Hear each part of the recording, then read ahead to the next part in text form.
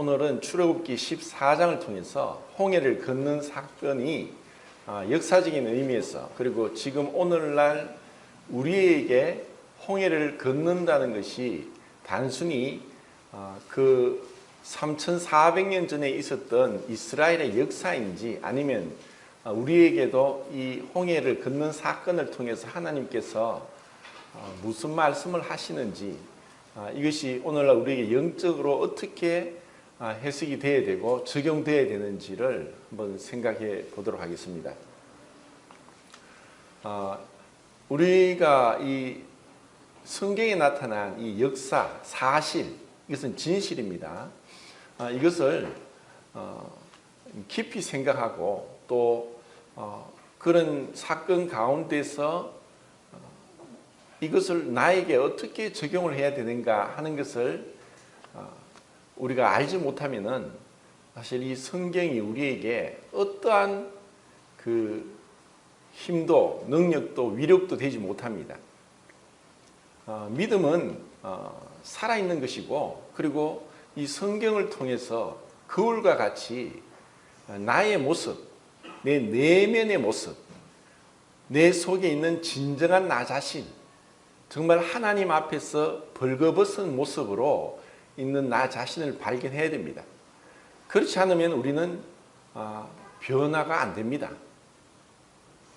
여전히 그 아담으로부터 물려받은 이 옛사람의 습관이 구원을 받았음에도 불구하고 변화되지 않고 계속 가는 이유가 무엇인가?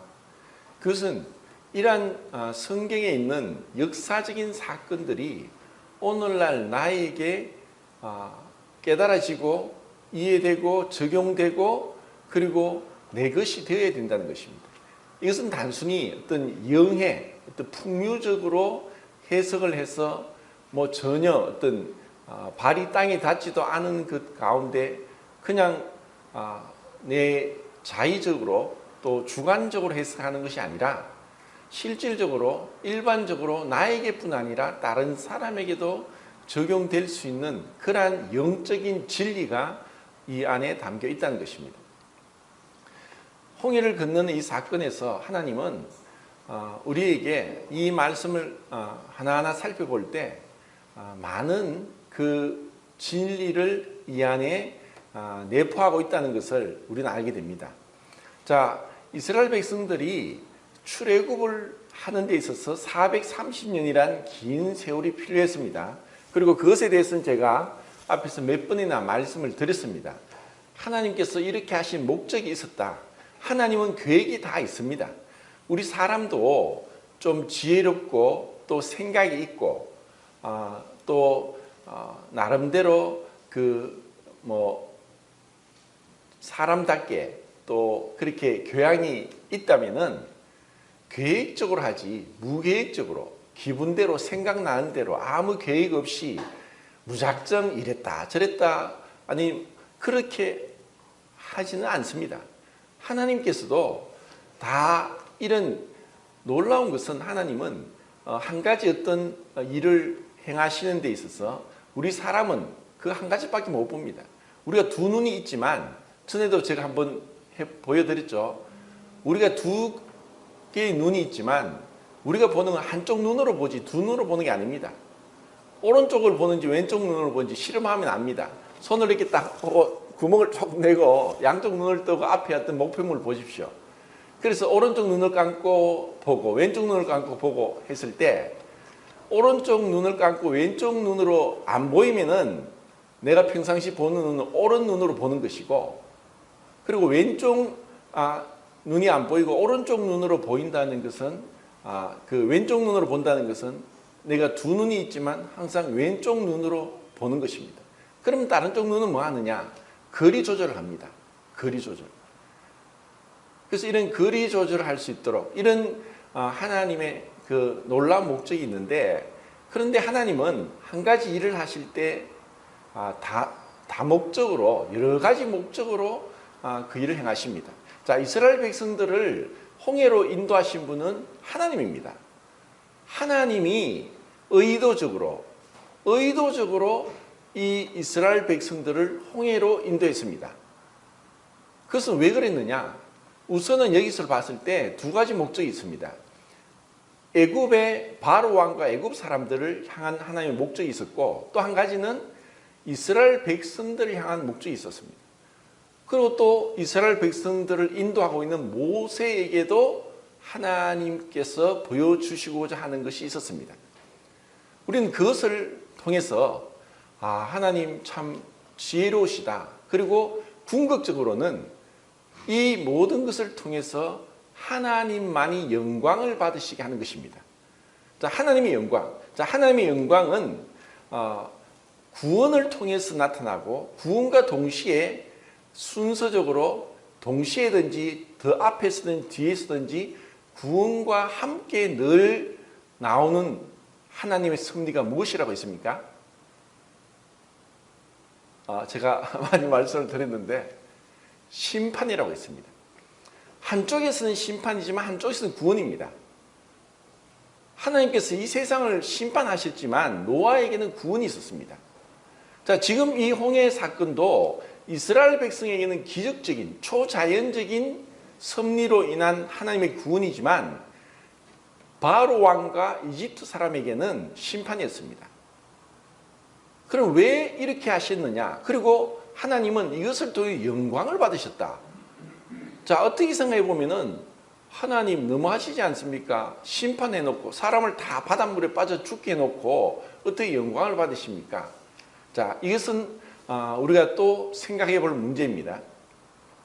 하나님은 이 바로 왕을 계속해서 10가지 재앙을 통해서 9번째까지 그 마음은 계속 변합니다. 이스라엘 백성이 처음에는 어림도 없었습니다. 그리고 이거는 생각해 볼 때 그 한 나라의 지도자로서 오늘날도 마찬가지입니다.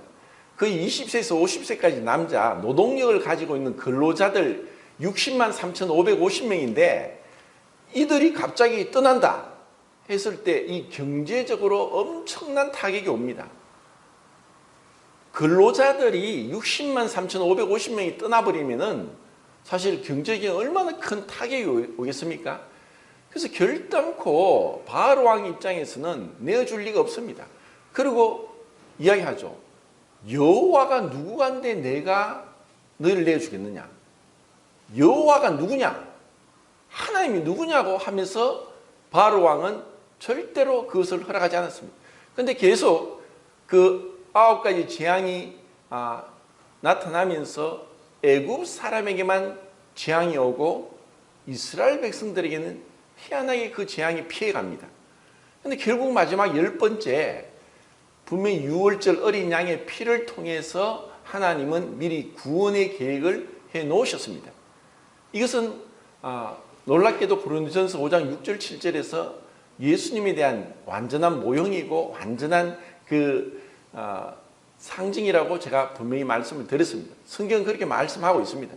그런데 바로 왕은 10번째 결국 자기 아들이 그래서 이것을 역사적으로도 지금 고정이 됩니다. 애굽의 19왕조의 아멘호텝 2세인데 1448년부터 1428년까지 통치했다. 그리고 그의 아들이 없었다 하는 그래서 두트모스 4세가 그 자리를 그 아멘호텝 2세의 자리를 이어간다고 하는 것이 역사적으로 고정이 됩니다. 그런데 그 아멘호텝 2세라는 그 바로 왕이 10번째 자기 아들이 죽는 것을 통해서 이제 이스라엘 백성을 내어줍니다. 그리고 자기 아들만 죽은 것이 아니라 이집트의 모든 집의 장자와 종의 장자와 가축에 처음 난 것이 다 죽어버렸으니까 이거는 이 나라 전체가 초상집이었습니다. 온 애굽의 나라에서 우는 그 곡소리가 진동을 했습니다. 그러면서 이스라엘 백성들은 기쁨 가운데 급하게 이제 애굽을 나오게 됐습니다. 그리고 한 나흘 지나고 나서 하나님이 그들을 블레셋 사람이 있는 땅으로 인도하지 않고 의도적으로 홍해 쪽으로 인도하셨습니다. 하나님은 계획이 있었습니다. 그리고 그 계획은 무엇이냐? 바로 왕이 정말 자기 아들이 죽고 애굽의 모든 집안의 장자가 죽은 것을 통해서 이제는 그의 고집이 꺾어졌고 그리고 정말 여호와는 하나님이다. 정확하게 하나님은 장자만 죽였다. 그리고 이스라엘 백성은 하나도 안 죽었다. 이것을 통해서 그는 항복했습니다. 그래, 항복하고 그들 내보냈어요. 근데 시간이 조금 지나자 들려오는 소식이 그들이 도망을 못 가고 바다 앞에 침치고 있다는 얘기를 들었습니다. 그래서 바로 왕이 마음이 변했습니다. 자, 여기서 변한다는 것, 사람의 마음은 항상 변합니다. 그래서 내 마음 나도 모릅니다. 앞으로 어떤 일이 일어나서 내가 어떻게 될지 나도 나 자신을 모릅니다. 그런데 하나님은 알고 계십니다. 그리고 그 바로 왕이 이제 군대를 이끌고 600 병거를 이끌고 오고 있다는 소식을 듣게 됐습니다. 이러한 소식을 들었을 때 이스라엘 백성들의 입장에서는 완전한 진퇴양난입니다. 오도 가도 못합니다. 그들이 애국 군대와 싸운다는 것은 불가능합니다. 왜냐하면 거기는 한 번도 전쟁을 연습하지 않았고 무기도 없었고 거기는 어린아이부터 부녀자부터 노인들까지 있는데 전쟁은 불가능합니다. 할 수 없습니다. 아무리 여자가 힘이 세도 그 군인들하고 창과 칼을 그리고 무장을 하고 갑옷을 입고 투구를 쓰고 병거를 타고 오는 그 군대를 어떻게 이길 수 있겠습니까? 불가능합니다.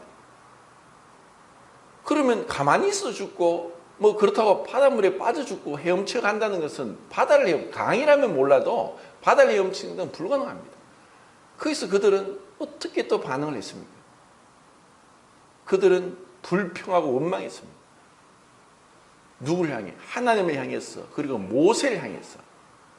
우리를 애굽에 매장지가 없어서 우리를 이까지 이끌어내서 우리를 죽게 하는 거예요. 자, 이 모든 상황 가운데서 하나님은 애굽 사람을 통해서도 바로 왕을 통해서 영광을 받으시고 또 이들의 불평과 원망 가운데서도 하나님의 놀라운 계획이 숨어져 있는데 그분의 영광이 나타날 것이었습니다. 우리가 지금 이런 상황을 잘 실감을 못합니다, 실제로. 그래서 제가 조금 이제 비근한 예를 들면서 이런 정말 급박한 죽을 수 절체절명의 위기에 있는 이런 상황이 어떤 것인가 한번 비유를 한번 말씀을 드리겠습니다. 지금부터 70년 전에 6.25 전쟁이 일어났습니다. 북한이 남침을 했죠. 그런데 지금 여기 앉아 계신 대부분 그리고 저도 마찬가지고 그때 태어나지도 않았습니다. 50년도에 북한군이 T-34 소련제 탱크를 몰고 그냥 내려왔습니다. T-34 소련제 탱크가 2차 대전 때에 명성을 날린 유명한 탱크입니다. 그리고 그 대포에 있는 그 대포의 그 구경은 76mm였는데 이제 2차 대전이 끝나고 시간이 좀 지나면서 소련이 그것을 85mm로 그 구경을 넓히면서 2차 대전 때보다 화력이 더 좋았습니다. 그 탱크를 몰고 내려오는데 자그마치 242대의 T-34 소련제 탱크를 몰고 내려왔습니다. 사흘 만에 서울을 점령했습니다. 그럼 우리나라에는 탱크가 몇 대 있었을까요? 한 대도 없었어요. 하나도 없었어요. 그리고 그 당시에 이제 그 미군에서 받은 그 병력 수송용 장갑차, 이거는 이제 수송용 장갑차입니다. 그게 37대 있었습니다. 그것은 공격용 무기가 아니고 수송용이기 때문에 아무 소용이 없습니다. 그냥 탱크로 밀고 들어오는 것은 속수무책입니다. 당할 세력이 없습니다. 그래서 그 6.25 끝나고 나 70년대 박정희 대통령이 있을 때 저 경기도 파주시에 제가 예전에 가보니까 길가로 뭔가 큰 방어 콘크리트 이런 바위처럼 만드는 걸 쫙 이게 만들어 놨습니다. 지금도 있는지 모르겠는데 그건 뭐냐, 북한이 그냥 탱크 밀고 들어오는 것을 시간을 지연시키기 위해서 만약에 전쟁이 일어나면은 그 콘크리트 그 바위처럼 만든 걸 다 무너뜨려 가지고 길에 쫙 깔아서 탱크가 오는 시간을 늦어지게 하려고 하는. 그것은 뭐냐, 우리에게 엄청난 그 충격이었습니다. 당해낼 재간이 없습니다. 그런데도 우리가 어떤 민족입니까? 정말 폭탄을 가슴에 품고 그 탱크를 향해 돌진해서 뛰어들어가지고 탱크를 부수는 게 아니라 탱크 그 무한궤도 바퀴를 갖다가 빠져나오게 한 것입니다.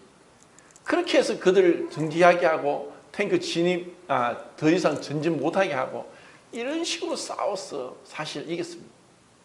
정말 수많은 사상자가 났고 그들은 정말 미군이 2차 대전 때 그 참전했던 미군들이 왔는데 한국군을 보고 유령인 줄 알고 기겁을 했답니다. 왜냐하면 우리나라에 군복이 없으니까 일본군이 입고 있던 그 군복을 입고 있는 군사도 있고 그리고 일본군이 쓰던 그런 걸 가지고 있으니까 그리고 그 당시 군인이 대부분이 이제 농민들이라 가지고 농번기여서 그 반 이상은 다 농촌에 가서 이제 농사지로 간 거예요. 훈련도 없었고 해방하고 얼마 되지 않고 48년도 나라가 세워지고 나서 아무런 준비도 없었는데 북한은 준비를 다 해서 내려왔으니까 우리에게 엄청난 피해였습니다. 그런데 하나님은 대구 부산만 남았을 때 그 미국이 또 연합군 16개국 그리고 군인은 보내지 않았지만 의무병, 간호사 그리고 의약품을 6개, 7개 나라에서 계속 지원하면서 우리가 지금 이렇게 했습니다. 자, 이것은 이런 어떤 역사적인 사건들을 우리는 그냥 지나칠 게 아니라 정말 70년 전에 이 땅이 피비린내 나는 동족 상잔의 비극이 있었고 그리고 유엔 산림청에서 나와서 우리나라 산을 보고 이 대한민국은 앞으로 100년 동안 이 산천이 황폐해서 회복될 수 없다 하고 선언을 내렸습니다. 그런데 하나님은 또 현신규 박사 한 사람을 통해서 이 산에 다 나무들이 지금 무성하게 하도록 놀라운 은혜를 주셨습니다. 그래서 우리나라가 지금까지 오게 됐습니다. 그런데 또 한 번 큰 위기가 왔는데 그때가 73년도 10월 달이 무슨 날이냐면은 4차 중동 전쟁이 발발했습니다. 이미 이스라엘은 인구 1000만도 되지 않는데 1억이 넘는 그 아랍군들, 그 이집트와 시리아, 리비아 이쪽 그 처음에 요르단도 함께 가세했는데 그 중동 전쟁에서 1차, 2차, 3차에서 승리했습니다. 그 승리를 이끈 장군이 모세 다얀 장군이라고 미리 성경에 나오는 이런 전술이 지금도 통했던 것입니다.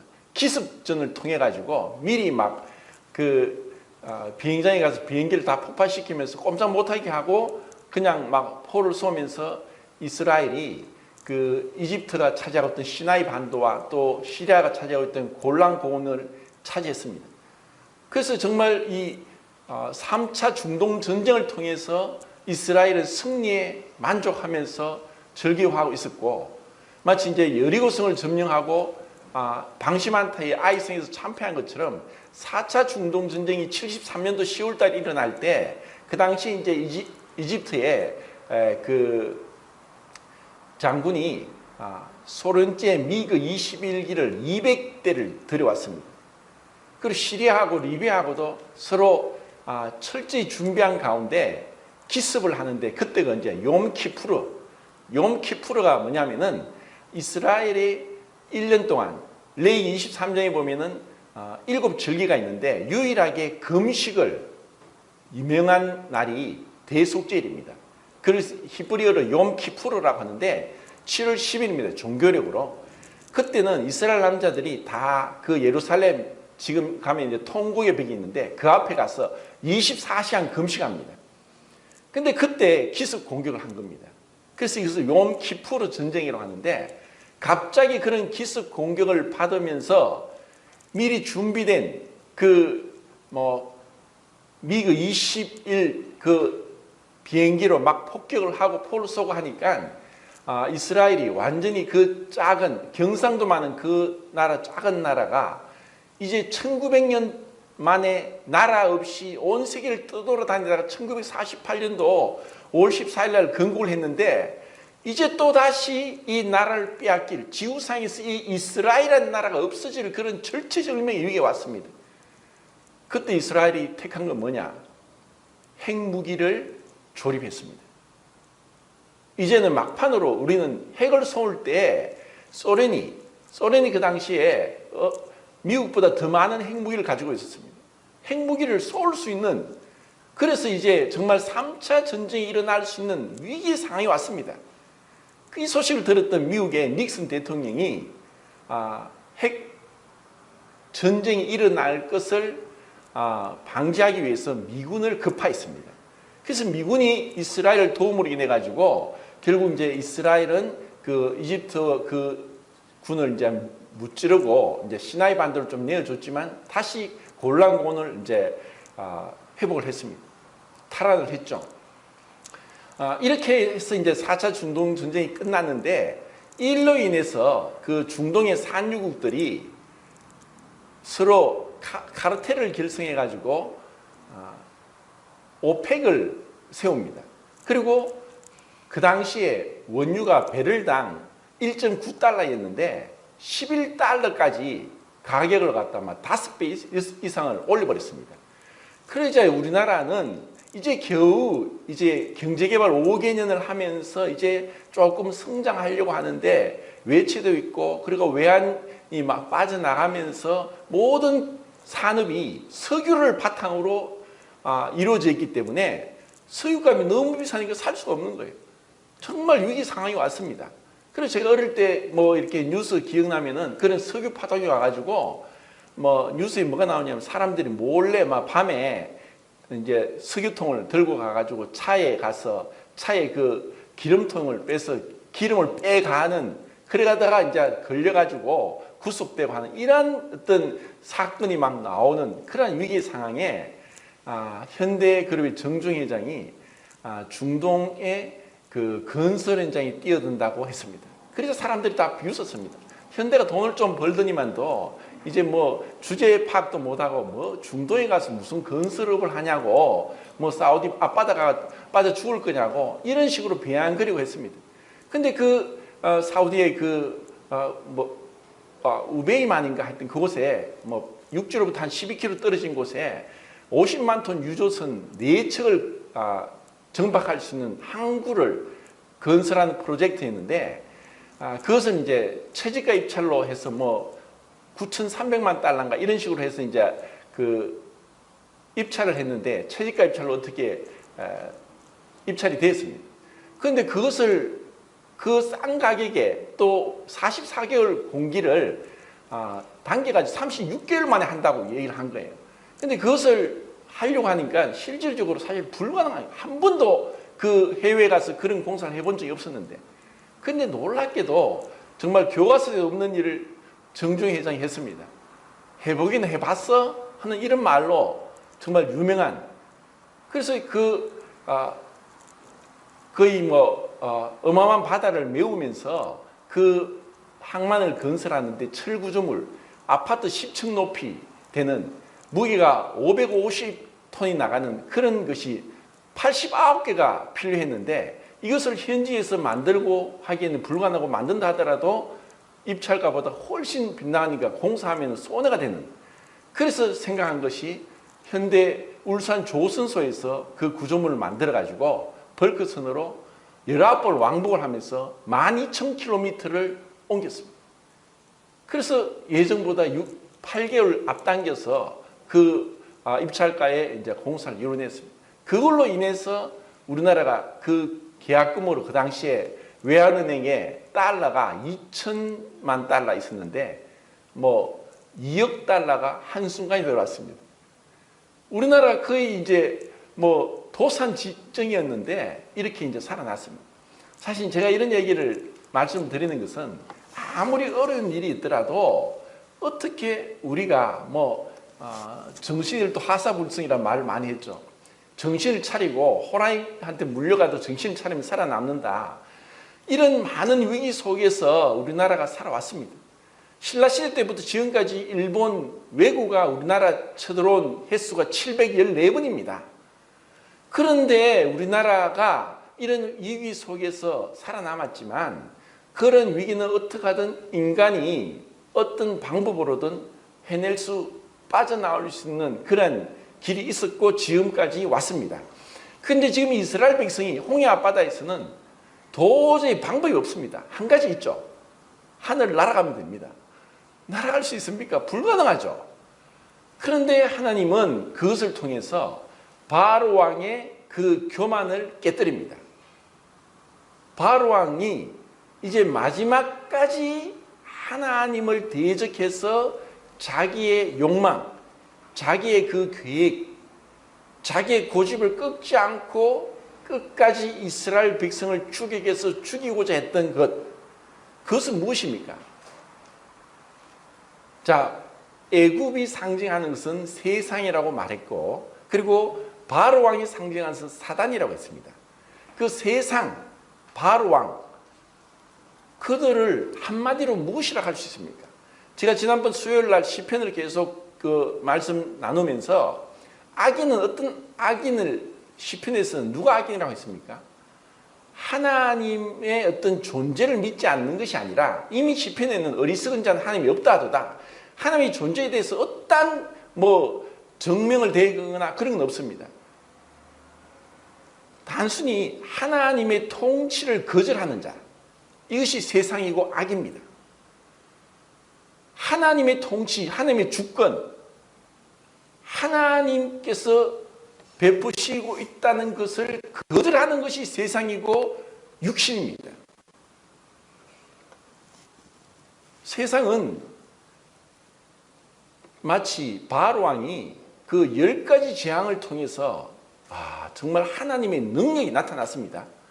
하나님의 무시무시한 심판이 나타나면서 그분이 이 자연을 지배하시는 분이고 이 세상을 창조하시지 않고서는 절대로 불가능한 그러한 10가지 재앙을 통해서, 그것도 정말 미미하고 초라한 이 파리, 그리고 어떤 가축에게 있는 어떤 전염병, 그리고 메뚜기, 그리고 우박, 그리고 이 태양이 가려져서 캄캄하게 되는 깨구리, 이와 같은 정말 미미한 것으로 바로 왕이 꼼짝 못하고 하나님을 항복하게 하는, 하나님이 그의 교만을 깨뜨리는데 그런 미천한 것을 통해서 그의 교만을 완전히 무너뜨립니다.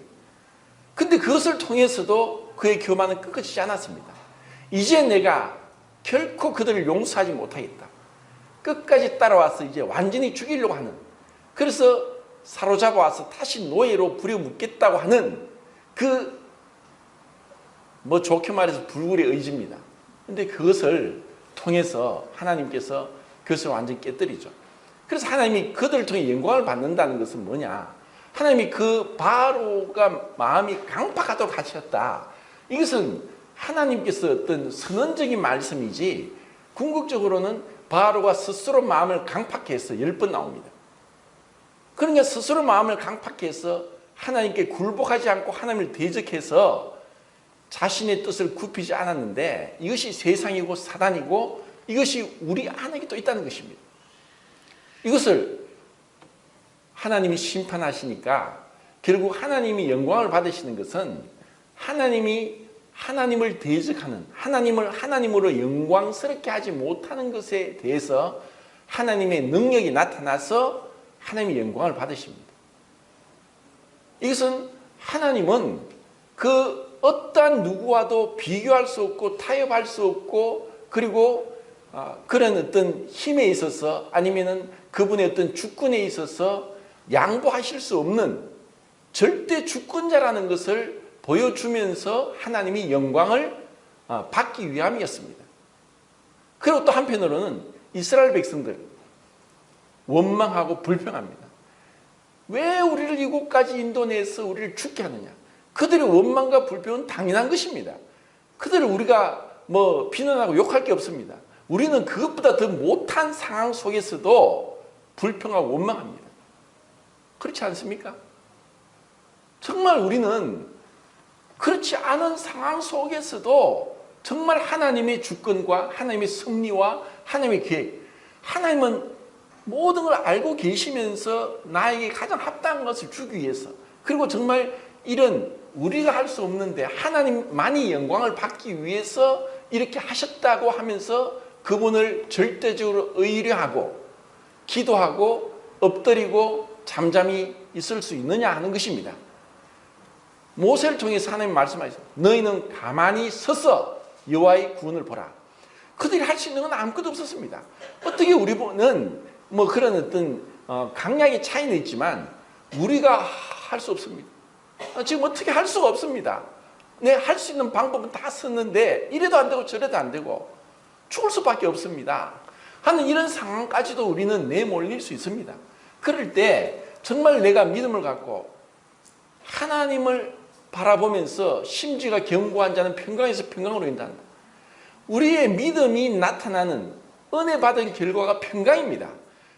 정말 죽을 상황 가운데서도 우리가 평강을 유지하면서 우리가 태연하게 믿음을 갖고 주님 앞에서 요동치 않고 분노하지 않고 주님, 주신 자도 하나님이고 취하신 자도 하나님이고 하나님만 영광을 받으시길 원합니다 했던 그 욥의 고백처럼 우리가 그렇게 할 수 있느냐는 것입니다.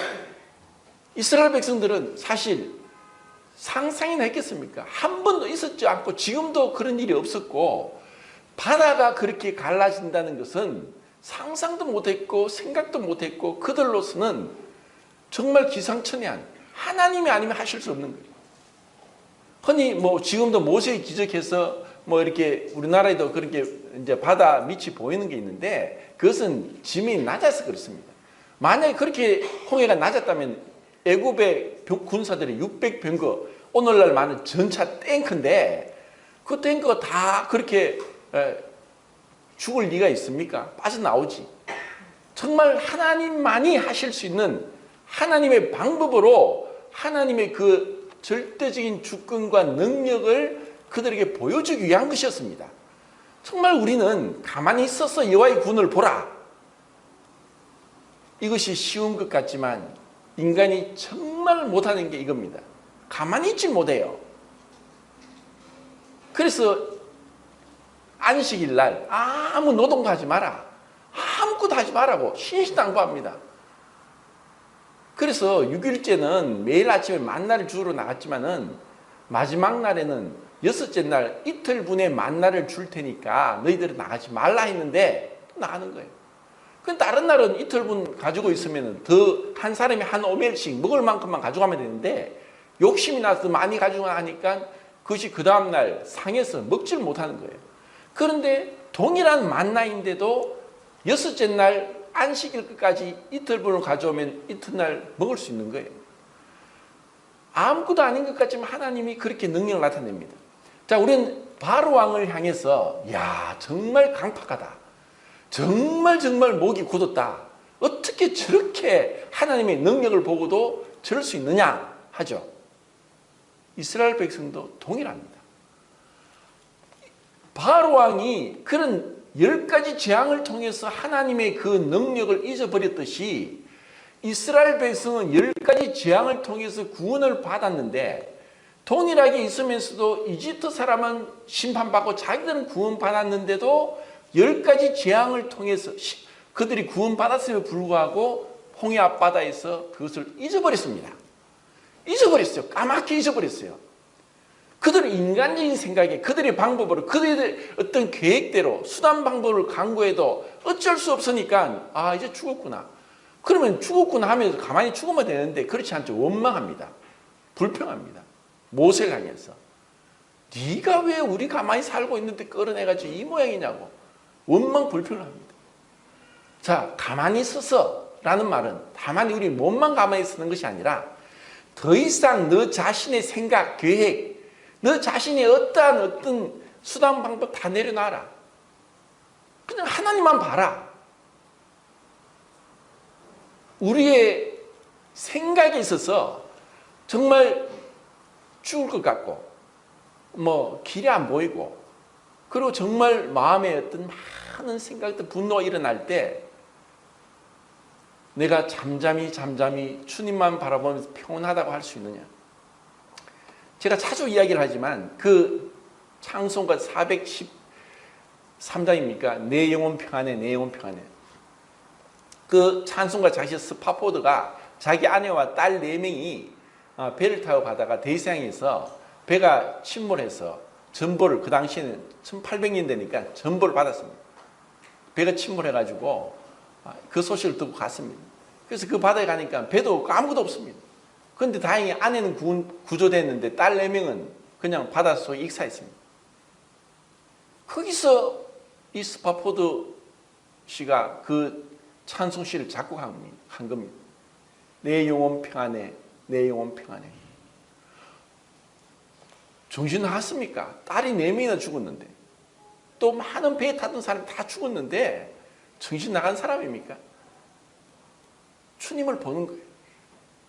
울 수밖에 없고 아무것도 할 수 없고 불평 원망과 완전한 어떤 그 무기력 상태에서 그런 것이 겹치면 사람이 미칩니다.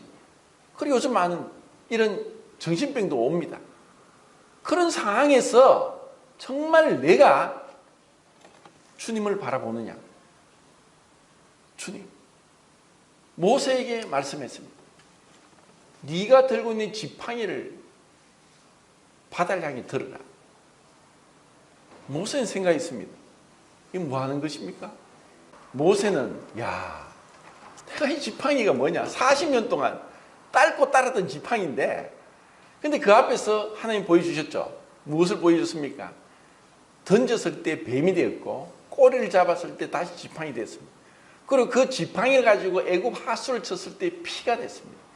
그리고 그 지팡이로 땅을 쳤을 때 이가 생기고 깨구리가 생기면서 그런 재앙이 온 것을 봤습니다.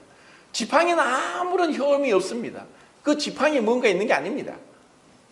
그런데 하나님 말씀이었습니다. 말씀에 의지하는 거예요. 내 생각이 아닙니다. 하나님 지금 어떻게 이렇게 해서 뭐 아무 일어나지 않으면은 지도자로서 망신스러운 일 아닙니까?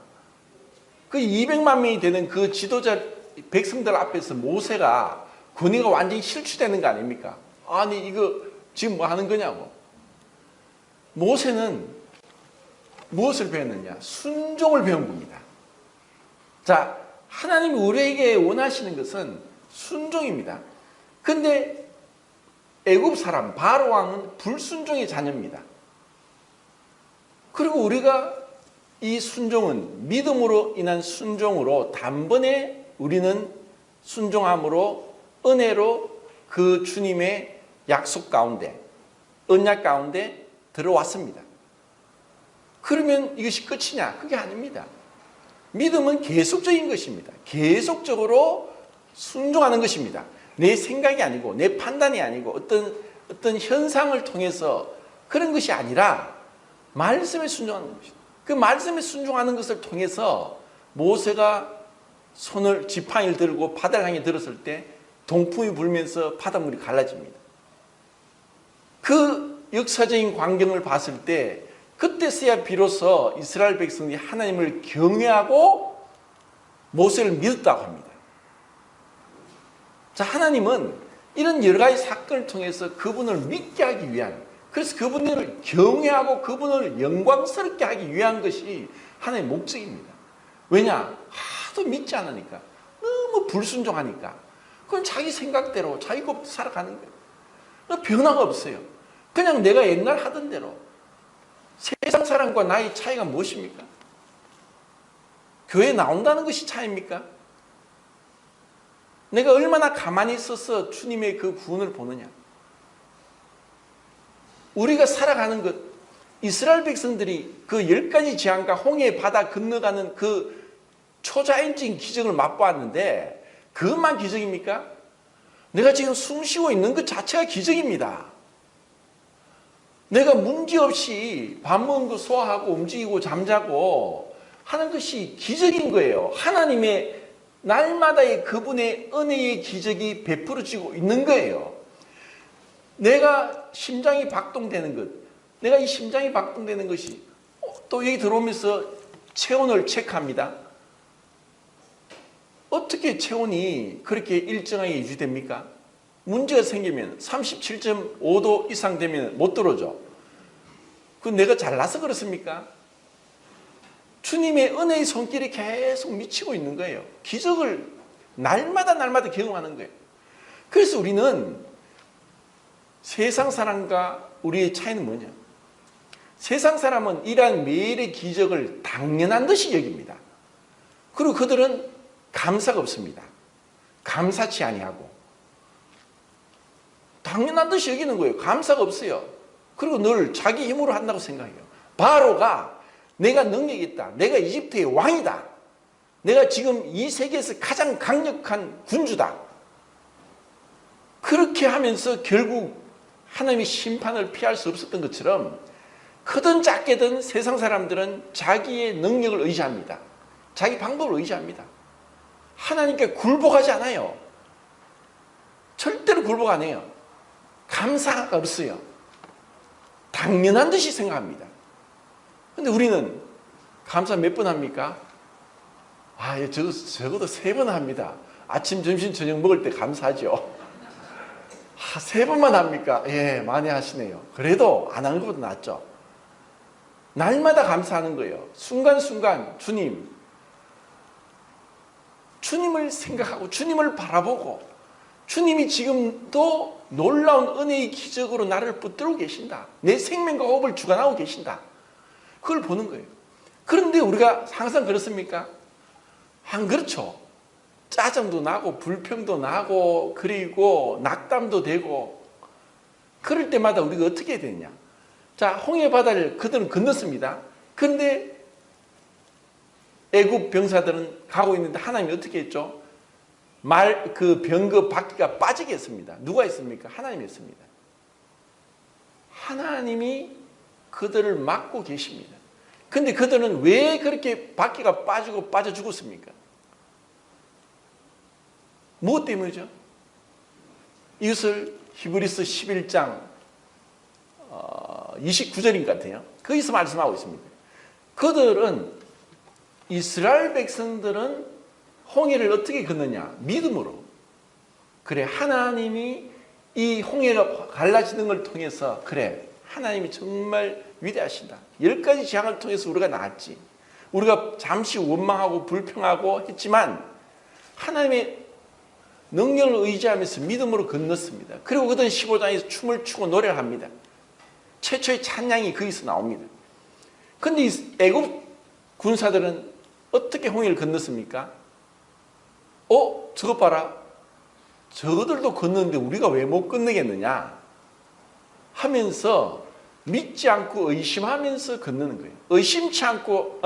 믿지 않고 의심하면서 건너므로 해서 하나님은 우리의 마음을 꿰뚫고 계십니다. 지금도 내가 정말 하나님을 믿는지 믿지 않는지 우리는 몰라요. 내가 하나님을 믿고 있습니까?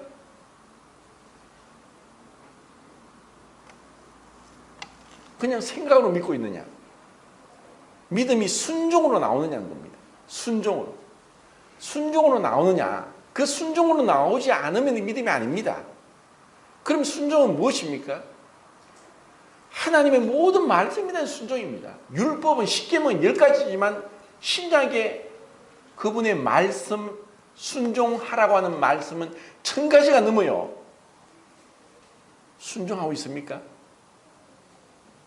분을 내어도 해가 지도록 분을 품지 말고 원수를 사랑하고 너희를 모욕한 자를 위해 기도하고 너희를 저주한 자를 축복해라. 그것이 우리의 힘으로 됩니까? 우리는 불가능해요. 우리는 날마다 그 홍해 앞바다에 있는 이스라엘 백성이 원망하고 불평하고 하나님을 대해 안 되니까 사람을 향해서 원망하고 불평하면서 그 가운데 갇혀 있는 거예요. 그런데 하나님이 그 애굽 군사들이 바닷물이 다시 합해지면서 애굽 군사들의 시체를 보게 했습니다. 왜 그걸 보게 했습니까? 왜 그걸 기록했습니까? 시체가 그 바다에 떠내려서 죽은 모습을 보게 한 것을 무엇을 의미합니까? 고린도전서 10장 1절 2절에 한번 찾아보겠습니다. 자, 읽겠습니다. 목시로 시작.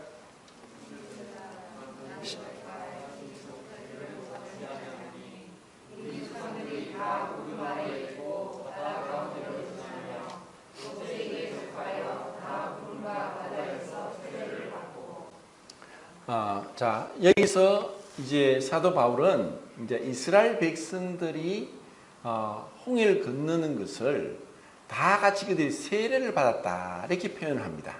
자, 세례는 뭐냐면은 완전히 물에 잠겼다 나오는 건데 그것은 그리스도의 죽음에 연합하는 것입니다. 그리고 부활에 동참하는 것입니다. 자, 유월절은 어린 양의 피로서 그들은 구원받았습니다. 자, 그런데 그 그리스도와의 연합에 대한 상징이 그 다음에 바로 있다고 했죠. 어린 양의 고기를 먹게 했습니다. 그것은 완전한 죽음을 얘기합니다. 그리고 홍해를 건너는 것도 그들은 사실 죽음을 통과한 것입니다. 인간이 할 수 없는 죄와 사망, 그 죄와 사망의 법에서 우리는 스스로 절대로 해방될 수 없습니다. 단지 그분의 능력으로 해방되는 것입니다. 근데 그들은 주님의 능력을 의지했을 때 그것을 건너왔습니다. 무엇을 봅니까? 애국 군사들이 바다에 빠져 죽은 시체를 보는 것입니다. 우리가 무엇을 봅니까? 정말 내가 불순종하는, 내가 정말 절대로 고집스럽게 내 뜻대로 사람들이 같이 처음엔 좋은데 같이 있다 보면은 개성이 나옵니다. 나만의 개성, 남에게 없는 나만의 독특한 성격, 기질, 습관 이런 게 나오죠. 그러면 그게 다른 사람에게는 어떻게 되죠? 가시가 되는 거예요.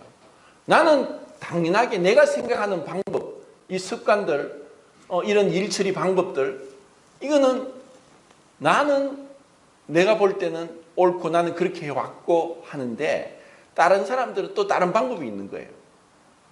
그러니까 그것이 사람이 같이 있다 보면은 부딪히는 거예요. 이 세상에 안 부딪힐 사람이 없어요. 뭐 어머니하고 딸하고도 부딪히고 부모 자식 간에도 그렇고 쌍둥이 간에도 그렇고 부부 사이도 그렇고 하물며 그런 가까운 사이도 부딪히고 싸우고 분쟁이 일어나는데 교회에서는 오죽하겠습니까? 다 생각이 다르고 다 그런 거예요. 그래서 옳고 그름이 아닌 거예요. 그러니까 너희로서는 모든 사람으로 더불어 화목하라. 화목하라. 모든 사람으로 더불어 거룩함과 화평을 쫓아라. 이것이 없이는 주를 보지 못하리라. 그럼 화목하기 위해서 뭐냐? 죽으면 되는데 안 죽는 거예요. 아니다. 내 방법이 맞다. 싸우는 거예요. 내 방법이 맞다. 이래라 저래라.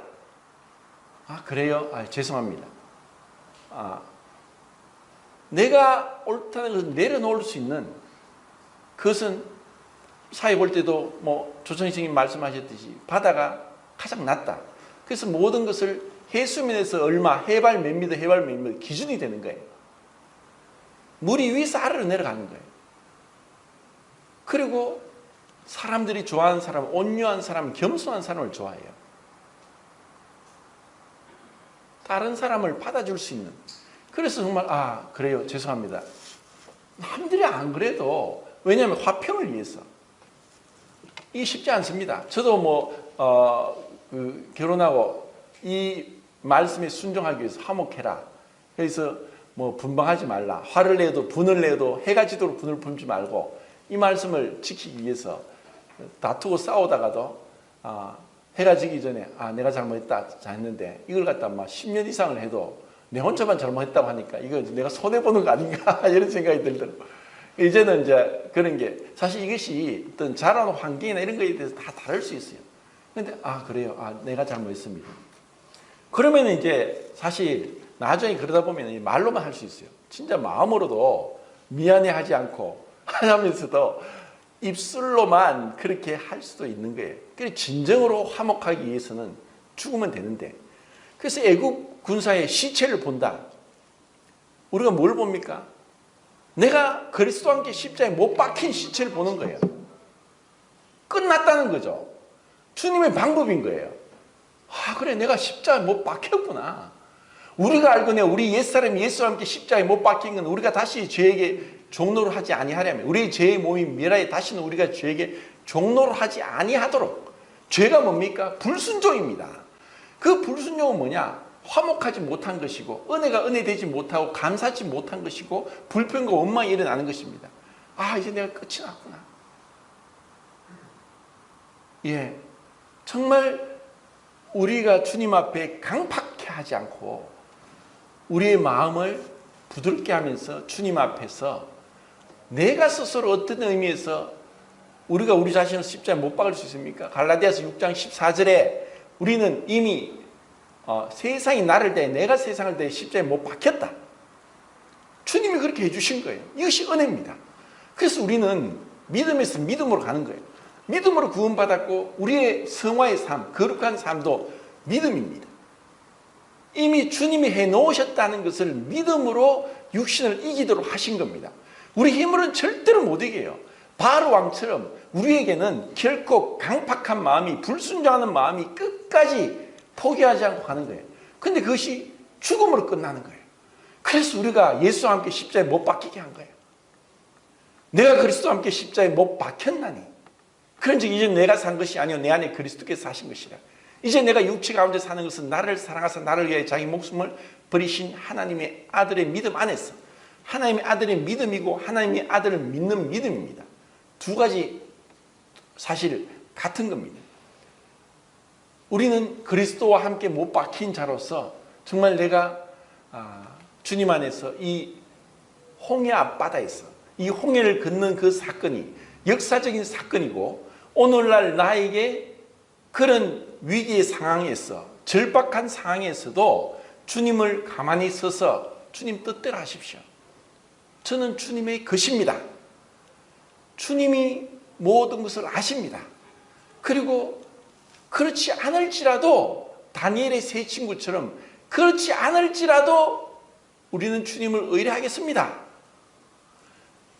종교개혁이 있고 나서 프랑스 위고노 지방에 진정한 그리스도인들이 많이 모여서 한 30만 정도 살고 있었습니다.